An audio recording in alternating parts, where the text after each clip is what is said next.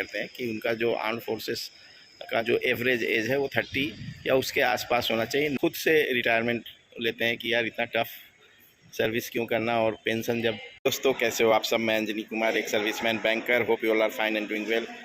अभी interesting query है, ठीक है, एंड बीच बीच में ऐसी क्वेरी आती है कि एक सर्विसमैन को पेट नहीं भरता, दोबारा जॉब करने की क्या ज़रूरत है। काफ़ी young aspirants I think they are asking such questions, और आपने क्वेरी देख लेते हैं क्या है। सिंह की क्वेरी ले रहा हूँ, ठीक है, 5 डेज है वो, लास्ट वीक आई थी। एक सर्विसमैन का पेट नहीं भरता, जॉब करके फिर से जॉब चाहिए। तो इनकी मिस्टेक नहीं है, मैच्योरिटी लेवल के हिसाब से ये सही सोच रहे हैं। आर्म्ड फोर्सेस को आपको यंग रखना है, ठीक है, young armed forces.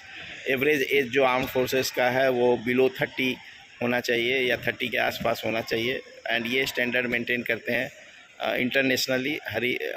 Every developed country ये स्टैंडर्ड मेंटेन करते हैं कि उनका जो आर्म्ड फोर्सेस का जो एवरेज एज है वो 30 या उसके आसपास होना चाहिए, नॉट मोर देन दैट।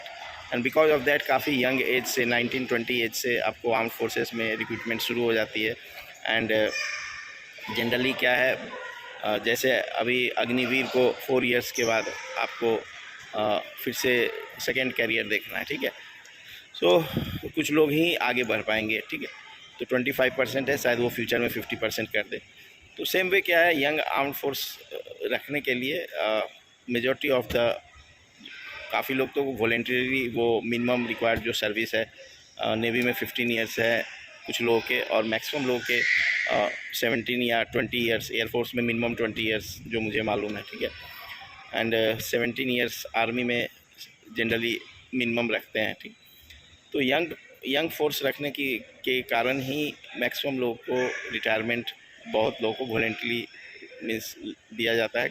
और नेवी में तो लोग खुद से रिटायरमेंट लेते हैं कि यार इतना टफ सर्विस क्यों करना, और पेंशन जब अपनी पक गई तो यहाँ से निकल के कुछ सिविल लाइफ में फिर कर लेंगे। अभी आप मेरा केस लो, मेरा 20 ईयर्स का मिनिमम रिक्वायरमेंट था पेंशन के लिए, तो 20 ईयर्स मैं 18 ईयर्स के एज पे लगा था और 38 के एज में रिटायर हो गया, ठीक है।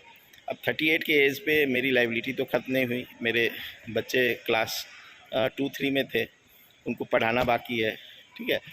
और पेरेंट्स मेरे रिटायर हो चुके हैं, ओल्ड एज हैं, और वो कभी बीमार हुए तो उनका सेवा भी देखना है, उनको भी केयर करना है।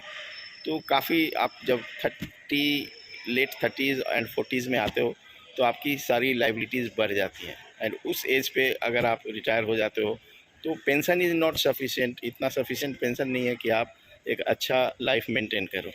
And because of that you need to work somewhere.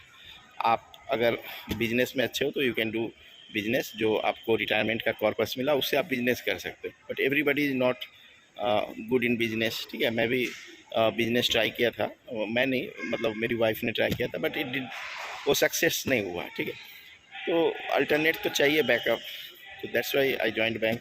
And इसी कारण से एक अच्छा लाइफ एवरीबडी वांट्स कि उसको एक अच्छा लाइफ मिले, and because of that people जो एक सर्विसमैन है they look for second career, ठीक है। एंड यंग एस्पिरेंट अभी नहीं समझ रहे हैं, दे थिंक कि जो पेंशन है it will be sufficient, so they don't need to work.